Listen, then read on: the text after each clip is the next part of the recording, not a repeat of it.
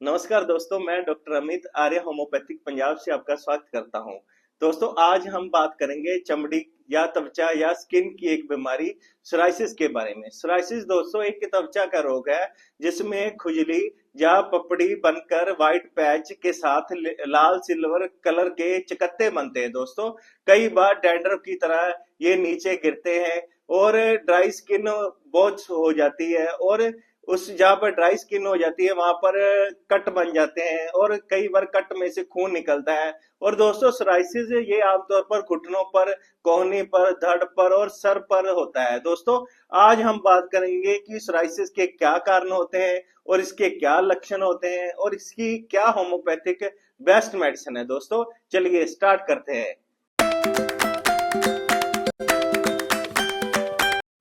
और दोस्तों, अगर आप मेरे चैनल पर नए हैं, प्लीज मेरे चैनल को सब्सक्राइब करिए और साथ में बेल वाला बटन जरूर दबा दीजिए। आपको नोटिफिकेशन या मैसेज आ जाएगा और आपको पता लग जाएगा जब मेरा नया वीडियो आएगा। और अब सोराइसिस दोस्तों, जो सोराइसिस होता है दोस्तों, ये एक ऑटो इम्यून डिजीज है। मतलब दोस्तों, जो हमारी बॉडी में जो डिफेंसेस होते हैं, जो डिफेंसेस सेल होते हैं, जो हमारी बॉडी के हेल्थी टिश्यू को अटैक करना शुरू कर देते हैं, जो स्किन में जाकर हेल्थी सेल को अटैक करते हैं और स्किन में जो सिस्टम प्रोड्यूस होता है जिसके कारण त्वचा में खुजली होती है, जो त्वचा में इन्फ्लामेशन होती है, जो हीट जहाँ पर शुरू हो जाती है और त्वचा में छोटे छोटे दाने होने शुरू हो जाते हैं और वहां पर त्वचा लाल पड़ जाती है।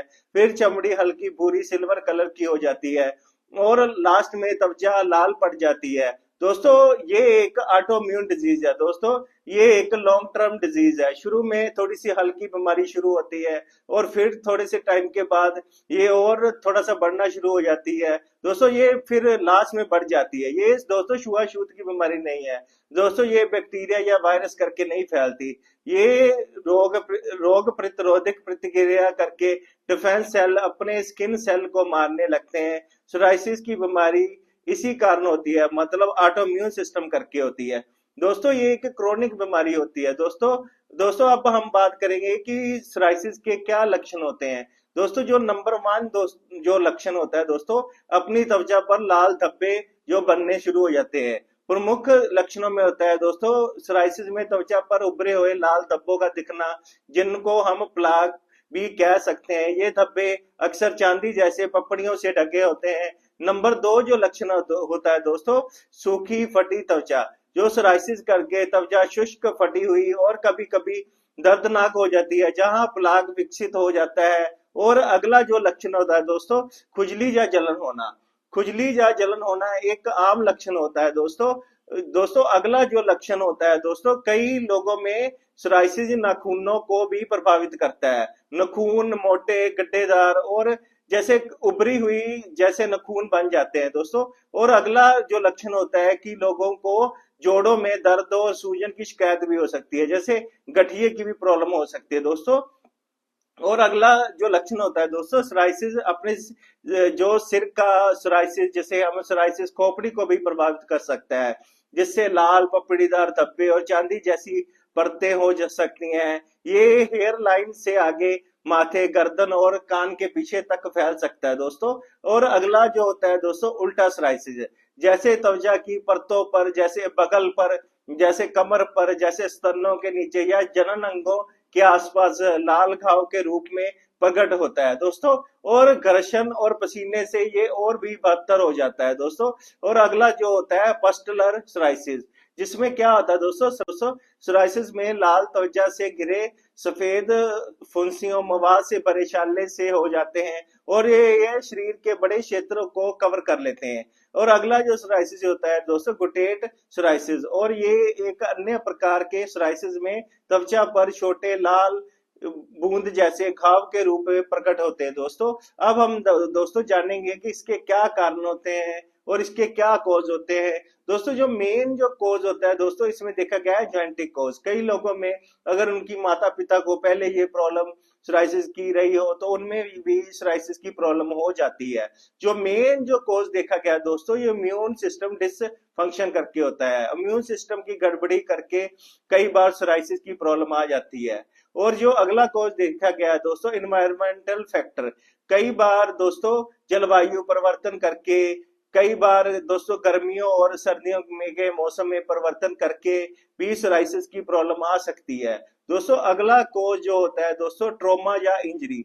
ये भी एक त्वचा पर जैसे कटना, जलना, या कई बार कीड़े का काटना, या यहाँ तक कि त्वचा पर जो लोग टैटू बनाते हैं, कुछ व्यक्तियों में सोराइसिस की शुरुआत का ट्रिगर बन सकता है। जो अगला कोज होता है दोस्तों, ओबेसिटी या मोटापा भी एक कारण हो सकता है सोराइसिस का। और जो लोग ज्यादा धूम्रपान करते हैं, स्मोकिंग करते हैं, ज्यादा शराब पान करना या स्मोकिंग करना, ज्यादा शराब पीना सोराइसिस को लक्षण को बढ़ा सकता है दोस्तों। और दोस्तों कुछ मेडिसिन, कुछ दवाएं जैसे लिथियम और मलेरिया की दवाएं, और कुछ जैसे बीटा ब्लॉकर, कुछ दवाएं सोराइसिस को बढ़ा सकती है दोस्तों। अब हम बात करेंगे इसके ट्रीटमेंट के बारे में। दोस्तों एलोपैथी में इसका कोई बेस्ट ट्रीटमेंट नहीं है दोस्तों। जब तक हम मेडिसिन खाते हैं ये ठीक रहता है, और फिर से हमें सोराइसिस हो जाता है दोस्तों। अब हम बात करेंगे कि होम्योपैथी में इसका क्या ट्रीटमेंट है। जो होम्योपैथी में दोस्तों इसकी बेस्ट मेडिसिन है, नंबर 1 जो मेडिसिन है, ग्रेफाइट 30। ऐसे मामलों में जहां पर दोस्तों सोराइसिस के साथ कब्ज रहती हो और रोगी को आमतौर पर ठंड लगती हो, जिसका मतलब है कि वह ठंड आसानी से बर्दाश्त नहीं करता है दोस्तों, और दानों में से गाढ़ा चिपचिपा रिसाव निकलता हो, और त्वचा खुरदरी और सख्त हो जाती है, और महिला रोगियों में मासिक धर्म की गड़बड़ी होती है, और इन सभी में ग्रेफाइट बहुत बढ़िया मेडिसिन है दोस्तों। और अगर हम इसकी 2-2 बूंदे सुबह शाम 1 महीने तक लेते हैं दोस्तों, ये बहुत बढ़िया आराम मिलता है दोस्तों। दोस्तों जो अगली जो बेस्ट मेडिसिन है होम्योपैथी की, मेजेरियम 30, सर पर सोराइसिस के लिए सबसे अच्छी मेडिसिन है, दवाई में से एक है। सर को मोटी और चमड़े जैसी पपड़ी से ढक देता है, जिसके नीचे मवाद जमा हो जाता है। खोपड़ी पर अक्सर सफेद पपड़ी बन जाती है, तो इसकी 2-2 बूंदे 1 महीने तक सुबह शाम लेनी चाहिए दोस्तों। अगली जो मेडिसिन है, आर्सेनिक आयोडियम 30, कई रंगों वाली सोराइसिस के लिए सबसे अच्छी होम्योपैथिक दवाओं में से एक है। ऐसे मामलों में जहां सोराइसिस के पैच रंग में भिन्न हो, आर्सेनिक आयोडियम सोराइसिस के लिए सबसे अच्छी होम्योपैथिक दवाइयों में से एक है। और दोस्तों त्वचा पर सूखी पपड़ीदार तार और खुजली होनी, और पपड़ी का आकार बड़ा होता है, छिलने पर पपड़ी कच्ची त्वचा को पीछे छोड़ देती है। और आर्सेनिक आयोडियम 30 की 2-2 बूंदे सुबह शाम 1 महीने तक लेनी चाहिए दोस्तों जो अगली होम्योपैथिक मेडिसिन है, पेट्रोलियम 30। जब पेशेंट को स्किन पर सोराइसिस करके बहुत ज्यादा कट पड़ रहे हो और ड्राई हो जाए, उस कट में से खून निकल रहा हो, स्किन बहुत ज्यादा रफ हो गई हो, ड्राई हो गई हो, ये ज्यादातर सर्दियों में देखा जाता है दोस्तों। तो पेट्रोलियम 30 की 2-2 बूंदे सुबह शाम 1 महीने तक लेनी चाहिए दोस्तों। अगली जो मेडिसिन है, सीपिया 30।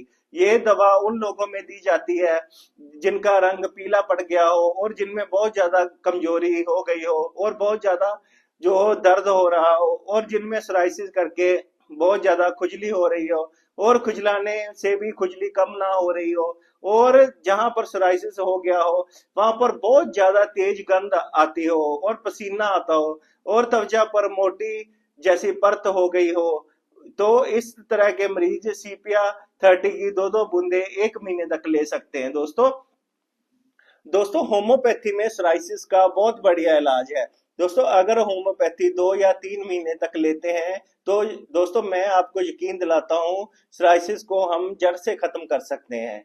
और दोस्तों मेरी अगर वीडियो आपको अच्छी लगी हो तो प्लीज मेरे चैनल को सब्सक्राइब करिए, और नीचे कमेंट करना ना भूलिए दोस्तों।